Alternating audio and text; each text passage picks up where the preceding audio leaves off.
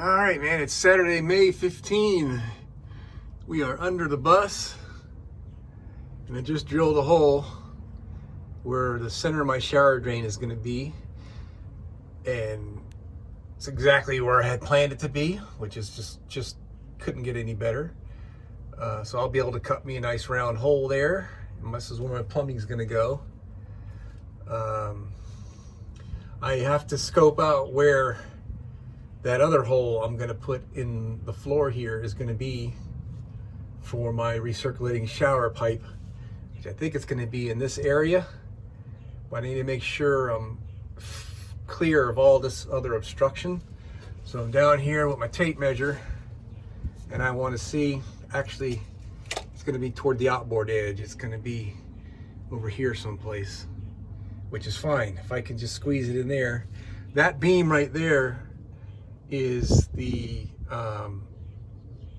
back edge of where the wheel hump is, kind of obviously, I guess. And then inside the bus behind here is where I've got my plywood. So probably these last 2 inches here is where we have to work with. I was hoping I could be more back here some, but I'm not going to think about that. So what I'm going to do, I'm going to go back in the bus and measure from this hole to the forward.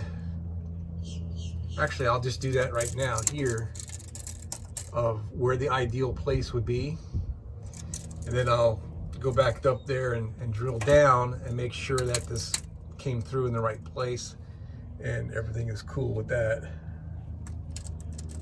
Alrighty. Well, it sure is better to be lucky than good, I tell you. So where did my tape measure go? We just got back from underneath the bus, and in this range would be perfect to put a hole. Forward of that, and it's going to be double thick metal, and back of that there's a brace down there. And when we look at this thing, I mean, that's just going to be perfect. So I'm going to shoot for the middle of this. And we also needed to be 3 inches from the outer skin of the bus, inboard of the 3-inch point, because there's a beam along the whole side of the bus. So that's, at this point, we're at 3/4 of an inch. And then there's 1.5 inches.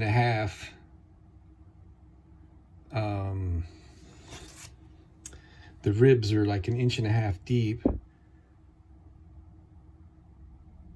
And that would take us to, that would take us to the skin there. So that's what, 2.25. So, you know, just right here is going to be absolutely perfect, I think. So I'm going to drill a hole right here, just with this 3/16 bit, and double check that we're on the mark. And gosh, it's coming out perfect. Holy cow, would you look at that? It's like in the most perfect place. Because our drain pipe's going to be here. So we'll have our little loop of hose go like that. Oh, it's just perfect. All right, let's do it, man. Yes, those are drips of my blood.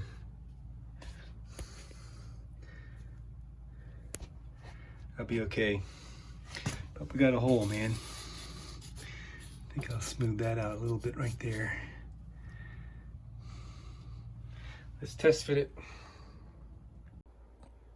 Gosh, that sure looks good from the top. Let's go look good from underneath.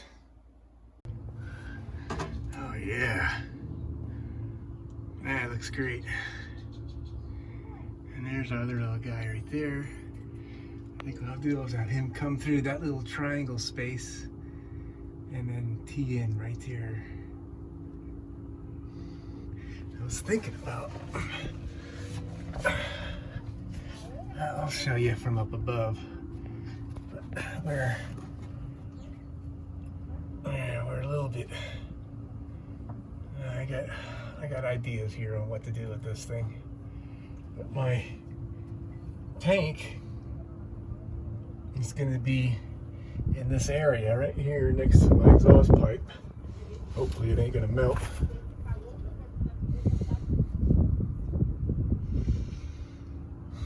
So I've only got from this space over. So I found this long skinny tank. It's like 8 inches wide. I'm going to put in here, take out that bracket, and so we want this elbow here to be pretty short, so we're going into the top of the tank.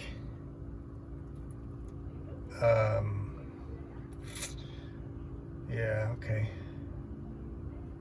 Got some decisions to do here on how we're gonna route that. I got some pipe pieces I'm gonna bring down here and take a look. I was gonna put the valve in the vertical pipe, but now that I'm looking at it, maybe I'll put the 90 here and tee in the horizontal pipe.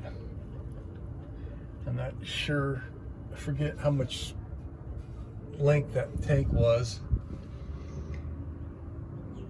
So I gotta go do some measuring, because the tank was gonna be pretty close up to here, I think. So don't know how much room I have to play with here to do this thing. All right, we're making progress. It's moving along. Not as fast as we like, right? It's always that way. So I kind of had a little bit of a goof on these holes here. You see how that one's wallered out? Well, I measured this valve from point to point, and it's not the same from point to point as it is from back to back, because it's built crooked the way they soldered it together. So kind of ticked me off. So we're getting ready to do this install here. I went and assembled this to this in the garage by holding all this stuff together in a vise. Just 2 screws on the top. Now what I want to do is I want to get this centered up here, and I thought that'd be kind of tough, so I went and made a couple of these little sleeves. They fit in there pretty snug. They would fit in this one pretty snug if I didn't have to waller the damn thing out. So what I can do is slip this puppy in there. Well, it's going to take me 2 hands to do it. Okay, so I got it slipped up in there, and it holds it right in line with where that hole is right there. And this one is kind of like not doing much. Okay, I got this figured out. You can get these SureFlow fittings in a 90-degree configuration. So I'm going to put one of those on the back with a 90-degree. Then my hose can curve around here, up here, and onto this, and I'm done with the pressure side of the pump. On the suction side of the pump, I found out you can buy these that have the SureFlow swivel fitting on the suction side, this side, so you're not dependent on wherever this thing lands when it gets tight. And then on this side, the male side, it's also a SureFlow, the straight male pipe thread like this one has. So what we're going to do, we're going to have this guy on there with the new SureFlow inlet strainer with the nut on it. So that way, well, it's kind of complicated, I guess, but if I reach in here and loosen this nut, there'll be a suction here, and water will flow back down to the tank. So I won't get a big spill. Then I can completely unhook this and unhook this and just take the whole strainer out to clean it, rather than trying to deal with the strainer still being in here. And then I'm going to put a 90-degree one of these guys here, so the hose will go straight up and just loop down that hole right there. So I've got this figured out, and I just found ordered a whole bunch of parts from what was it called? Panther RV Parts in Washington, I guess it is. The furthest freaking place in the country I could order from, but you know, I found what I wanted, and it's $11 shipping, so that's okay with me. So that's great, and that pump's going to sit more or less right where it is. I got that figured out. I got this figured out. I kind of goofed a little bit, but it's not a big deal. I should not have put these blocks so far to the outside, because now they're close here. But I mean, I can still thread on a fitting that's going to go here, which is no problem. It's not going to be one of these. It's going to be a female like this on one side, but the male is going to be a compression. So this will be PEX, my cold water PEX.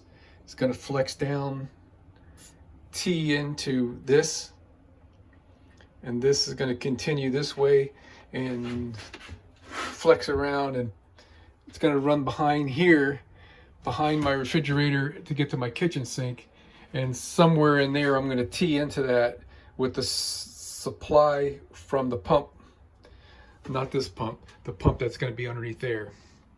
So that will supply fresh water to my water heater and fresh water, cold water rather, to my shower, and cold water to my kitchen sink.